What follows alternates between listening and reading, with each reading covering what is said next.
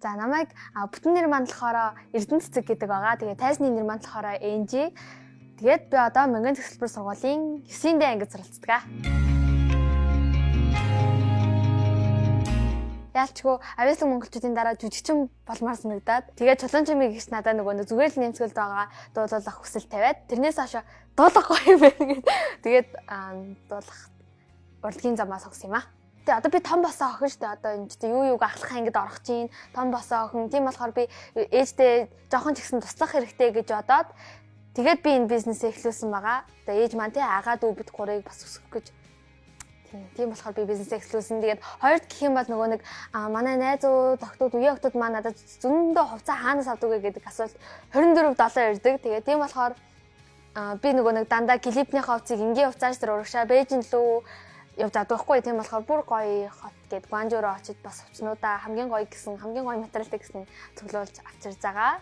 Хувцснууд маань айгүй сайн бас явж байгаа болохоор ээждээ нэлээ хөрхэн дэмтэй байгаа гэж өөрийгөө бас хөрхэн бодож байгаа. Сошиал нэрийн нэлээ хэрэгтэй байгаа. Одоо би жишээлбэл бизнесээ эрхлүүлэхэд надаа хамгийн дөрөв сошиал хамгийн чухал бас юу ааж байгаа тулгуур ааж өгж байгаа.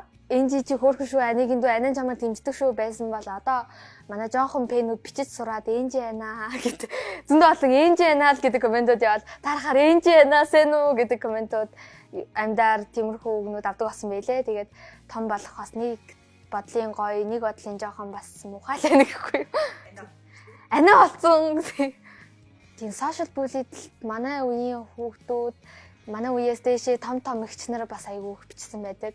Жишээлбэл миний TikTok-ны доор бас айгүй сонин комментууд их ирдэг. Энийгч надаас дүүч гэж ашиг тэгснэ эргүүгээ яамаа гэд тэр гих мэдчлэн айгүй хараалтай эвгүй комментууд ирдэг. Тэгээд жоохон муухай л байдаг да. Би бүр анхандаа бүр амар эмзэглэж хүлээж аваад тест нэг унших юм бол тест амар үйлж байлаа тийм байсан. Тэгэл манай агаа анаа эдэр наач зүгээр чам татаарах байгаа болохоор л юм бич байгаа юм бити их юм бод гэд тэгсэн ч гэсэн би нэг хэсэгтээ бол эморсон. Тэгээ сүүл рүүгээ одоо арай гайгүй болж байгаа. Арай ачаал бүгдлөхгүй байсан.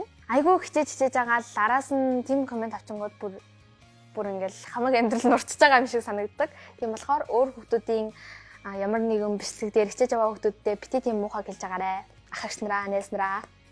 Тэгэл өсвөр нас гэдэг чинь бас л их доголдонтой юм байлээ. Өөртөө итгэлгүй үйж гэж байдаг. Гэтэ аль болох чи өөрийнхөө хамгийн сайн үйлбэр болохоор өөртөө итгэлтэй агаарэ. Чи бол хамгийн хөөрхөн нь тэгэж хэлмээр байна.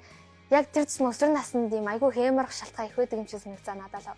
Тийм дуулалтын үед бол бас нэлээ хичээл авч байгаа. Өдөр ирэх тусам би сайжрах гэдэг юм нь бол айгүй завгүй бас байгаа.